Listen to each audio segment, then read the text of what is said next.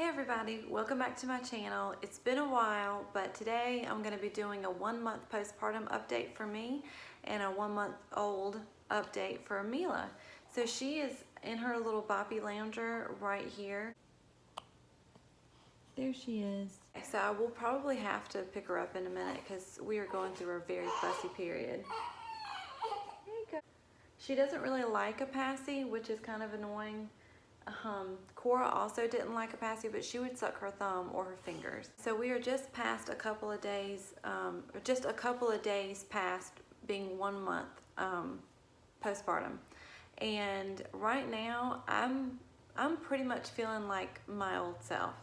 I'm not sore in any way, so I can just resume normal activities. I'm going up and down the stairs. I'm able to carry Cora just fine. I've pretty much been doing that since I got home because let's be honest, like you can't just not pick up your 16-month-old. I only had a 1st-degree tear, and so that healed fairly quickly. And I'm not bleeding anymore. I am still wearing a panty liner just on the safe side because it's weird how you'll go like a few days with nothing and then all of a sudden you'll bleed for a few days. So I never know when that part is completely over, so I still wear a panty liner just to be on the safe side. I have really felt better postpartum than I did right before I had her. I had poly, which is an extreme excess of amniotic fluid, so that plus her weight that I had gained, I was so uncomfortable. I could hardly move around without getting extremely winded. It was hard for me to do anything around the house. I had to rest constantly. Just my whole, like my hips and my pelvis just hurt. Like, so it was really hard to do anything. As soon as I got home from the hospital, it was like a huge relief, and I felt more like I could do more when I got home from the hospital than I did right before I went in, which is crazy. It's so funny though, and I know I didn't tear as bad, but also like the difference between recovery with my first baby and my 4th baby, because with my first baby, I came home and like sat in my chair for like 2 weeks straight, and everyone waited on me hand and foot, and all I had was a newborn to take care of. With this one, I just came home and just jumped right back into everything, and I wanted to, like I didn't want to just sit around. Yeah. Say hi to everyone. No crying. A month postpartum, I feel completely back to my old self. And we're actually finally starting to settle back into a routine. It is hard when you have other kids, mainly because of nursing. I still have to sit down like every 2 to 3 hours and nurse her. You feel so useless while you're nursing, or just like everything is like what's gonna happen is just gonna happen, and there's just nothing I can do about it. The kids know that too. I think the kids know when you're nursing, like, oh, she can't get us now, so they just go crazy and they just destroy everything, and like you can't do anything about it. I have a few times had to do the nurse standing up just to like stop a kid from spilling something all over the place or something like that. We're adjusting to a schedule, and I'm getting back into doing household things, and we're still not completely unpacked. The only thing left to unpack is some things to hang on the walls. Like, we haven't really done a whole lot of decorating. We have done some. There's still some boxes sitting around that have that kind of stuff in it. I have gotten back into a laundry schedule and just cleaning schedule, and so that's good. That's like that feeling of normalcy is starting to return, which is great. So I did have a lot of swelling when I first came home from the hospital, mainly because of all the fluids that they pump in you when you're in labor, which is ridiculous. I was so swollen, like my ankles and my feet and my face. My face is still kind of swollen. Well, that's not really swelling. That's just kind of from weight gain, but whatever. Speaking of weight gain, I don't know exactly how much I weigh right now because I said this before in my pregnancy update videos. I don't own a scale, but my mom does, and the last time I was over there, I did weigh myself, and I don't remember exactly how much it was, but I've lost roughly 30 pounds. Granted, a lot of the weight I was carrying when I was pregnant was amniotic fluid. I don't know how much that was, like what the weight of it was. I think that had a lot to do with the weight that I lost. Also, I literally have no appetite. I don't know what it is, Like, I remember when I had my first baby, the whole time I was in labor, I was like, I'm starving, and just as soon as this baby is out, like, I want someone to go get me a cheeseburger. And that's exactly what we did, and I didn't even want it. By the time it came to me, I didn't even want it. And that's how I am. Like, you know, I'm hungry, like my stomach is growling, but I just don't have a taste for anything, and I don't know, I just don't really have an appetite. So I have to make myself eat, because I know that I'm burning a lot of extra calories because I'm nursing. So I know that I need to eat something, you know, but there's nothing that I really want. I am drinking still a lot of water. I am drinking more coffee than usual, because this little munchkin is up about every 2 to 3 hours, and I really think she might have reflux, which both of the other girls had reflux, but she is just, after she eats, sometimes she's just inconsolable. She just wants you to hold her, and then eventually she'll fall asleep. Sometimes she kind of has to cry it out, and I hate to even use that terminology, because I'm not just sitting my baby down and then letting her scream and whatever. But there are times when she's changed, she's fed, she's clean. I've given her gas drops, I've given her gripe water we've tried, which does help some, but still. We swaddle her, which she really likes. I mean, I do all of that stuff, and it's like, she is still inconsolable, and it's definitely worse like around the witching hour, like around like 5 or 6 o'clock. I can't do anything about it, especially when it's time for her to go to sleep. I know that she's tired, and so sometimes I have to just put her in her rock and play, swaddled all up, gripe watered and fed and diapered and all of that kind of stuff, and turn on the rocking motion, and just, she'll cry for like 5-10 minutes, and then she will go to sleep. Bless you. She will sleep for a good, that's like her big stretch of sleep, is I put her down right after I put the other kids down, so around 8 o'clock, and she will normally sleep from 8 to about 2 or 3 in the morning, which is great. So that gives me time to, you know, clean up after supper and to spend time with Scott and get whatever done that I need to get done, and then she's ready to eat again. So we're still not, and sometimes,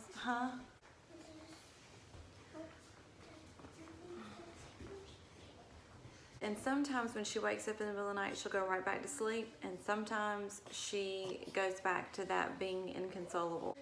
I have to either pull her in the bed with me for just a minute until she calms down, or sometimes just me like leaning over the edge of the bed and like putting my hand on her chest like this. Like, I'll just put my hand on her chest, and that will calm her down for some reason. She is just, in general, she is just about my most fussy baby. I like my self-tanner. Yeah, that's really special, isn't it? So a lot of times, like when I'm trying to cook dinner or whatever, I have to wear her, and that will normally, she just really likes that closeness, that feeling of being close to you and stuff. So I will wear her a lot just to try to get something done, because otherwise, like, she will literally just sit and scream. She'll just sit there and scream, and I can't leave her in like a bouncy seat in the living room or the kitchen or anything like that, because Cora, who is my 16-month-old, will be all over her. Like, she is in love with this baby. Like, she calls her Lala because she can't say Mila. If she hears her crying, even if she's upstairs or something, she goes, Lala, Lala. And she wants you to fix it. Like, she cannot stand for her to cry. She cannot stand for her to be upset or anything like that. But, so I have to wear her to keep her from just sitting and screaming, because I'm not a fan of the actual cry it out method at this age, because at this age they can't understand like that you're just letting them cry so they can soothe themselves. Like, to them, you know, it's like, I'm all alone, like there's no one here, and you know, and that's not cool, and I don't like that. I don't want you to be sad. The kids are adjusting really well. The older two are like, oh, it's another baby, fine, and Cora loves her. So I'm hoping that Mila will love her too. I don't have like a pumping schedule. I really need to get on one. I feel like my supply has pretty much leveled out and it's where it's going to be. So I'm not pumping like on a certain schedule. I'm only pumping like when I know I'm going to be doing something and leaving her with someone else. There's been twice now. Someone else is watching her for an hour or two and I pump a bottle. So like that's literally the number of times that I've pumped. So I really need to get on a pumping schedule because like I want to be able to go and do things by myself. Like I really would like to go get my nails done. I'd like to go get my hair done. And you just can't, I really can't take the baby with me when I get my nails done because my hands aren't free. So I really need to get on a schedule with that. It's just so tough, like even finding time to pump now when I know I really need to pump, like because it's just something else to tie you up, like where you can't like coordinate the chaos that's happening when you're pumping, because like you're stuck, you're attached to this machine for 15 or 20 minutes and it's just crazy. The whole time you just hear everything happening and you're just like, oh my gosh, what is gonna be the state of my house when I emerge from this pumping session? But it is a necessary evil if you want to go do anything. I'm having to use breast pads like a lot. With Cora, who was my third, I bought a box of breast pads and I maybe used them for a week. And I feel like with Mila, oh my goodness, I feel like my milk lets down like every hour, and it is like if I'm not wearing breast pads, my shirt will be soaked. And then every time I feed her, whatever side I'm not feeding her on goes crazy. If I'm not wearing a breast pad, I will be soaked. Also something that's really weird, and I don't know if this has to do with hormones or just like all the fluid retention during pregnancy and everything like that, but I have been having terrible night sweats, and for a while it was every night. Like every single night I would wake up completely drenched, and I would wake up when she woke up to eat, and then I'd get up and sit in the rocker that's in our room to feed her, and would be freezing cold because my clothes were literally soaking wet and I'd have to change, and it was crazy. And now it's kind of like I actually had them last night. I had night sweats last night for the first time in like a week. Like I thought it was over, but no, woke up completely drenched in sweat. It's the weirdest thing. So I don't know. That's a first for me. That's not happened with any of my other babies. I don't know. That's normal. I have no idea. I do feel pretty good about myself because I can fit into some of my pre-pregnancy pants. My jeans especially, I was very surprised that I could fit back into those. And I haven't really been doing anything other than nursing. But I didn't gain as much weight in this pregnancy as previous pregnancies. I think it's just because with all of the extra fluid, and she was a bigger baby and stuff, like my uterus and everything was like pushing up on my stomach, and I didn't have room to eat. Like I would get full very, very quickly. Like I couldn't eat a lot at all. I think that has a lot to do with it. I will be getting in the gym though once I get my okay from my doctor when I go to my 6-week appointment, because there's a lot of toning and firming that needs to be done. So I'm looking forward to that. Mila, she lost like a whole pound after we came home from the hospital, so we had to have a few weight checks in the first couple weeks of her life. She gained that weight right on back, and everything was just fine. She was just really kind of a lazy eater at first. I would just feed her whenever she woke up and started crying, and I wasn't really paying attention to how long that was between feedings, and she just wasn't getting enough to eat, so I had to start waking her up, which I really hate, but whatever. She has more than gained back her weight, and she's gaining really well now. So we'll go back in like another month. Yeah, we'll go back in like another month for her, and then I go in 2 weeks for my 6-week postpartum appointment, which will be great. They've already called to ask me what kind of birth control I'll be using, and I was very, very happy to say none, because my husband is gonna get a vasectomy. At least he's supposed to be. The appointment has not been made yet, but I told him I am not getting on birth control again. Birth control makes me crazy. I was on the mini pill when I got pregnant with Mila.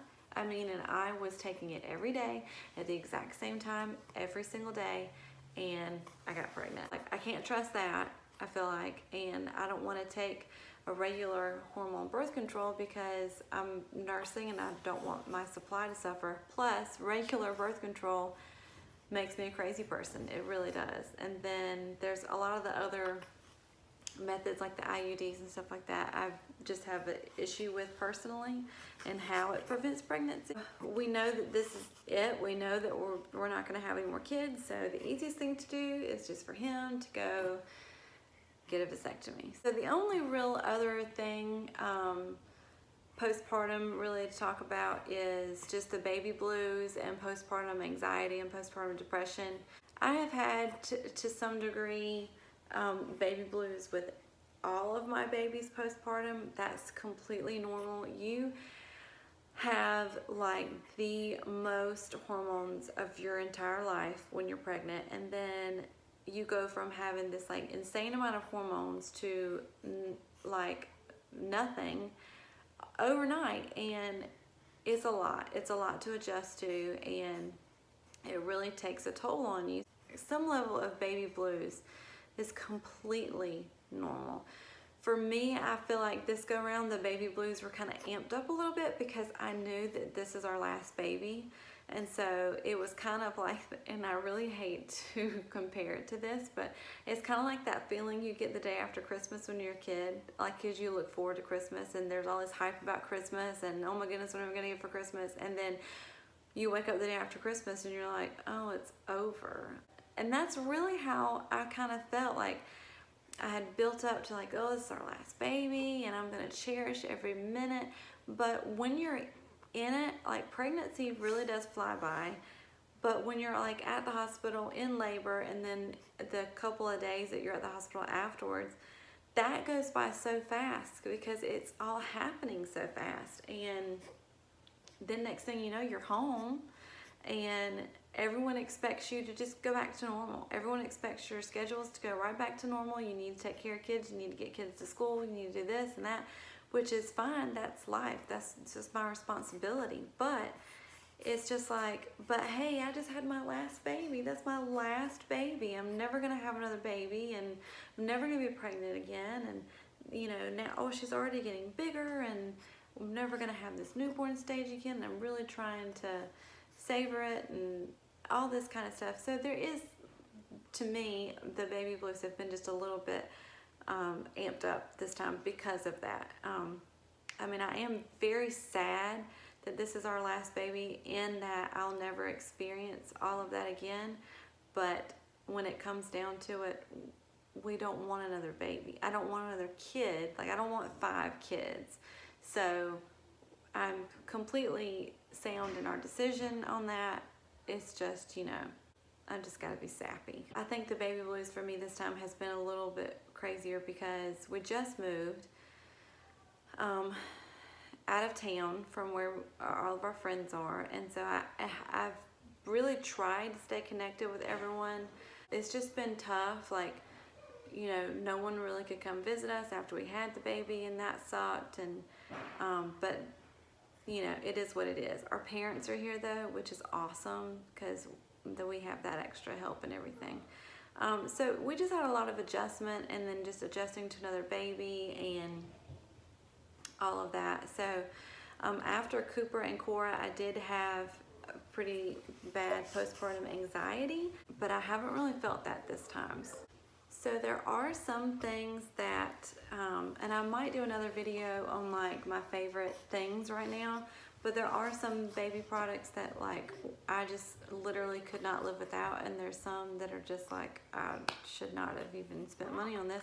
Although this is our 4th baby, so I pretty much already knew like what worked and what didn't. We have used this this boppy lounger pillow with all 4 of our kids. They don't use it for very long though, so if you I mean, it's not very expensive. I think it's like $35, $40, something like that. But for the floppy newborn stage, it's very convenient just to have something just to lay them in. Like, we sit it on the couch, we have it on the floor with us, we take it upstairs. It's super easy to move around the house. When someone else watches her, like a grandparent or something, it's really easy just to take this pillow over to their house, not have to take bouncy seats and rock and plays and all this other stuff. So that's something that we have used with all 4 of our kids. My nieces have used it. It's great. We are using the Auto Play the Auto Rock and Play, I think.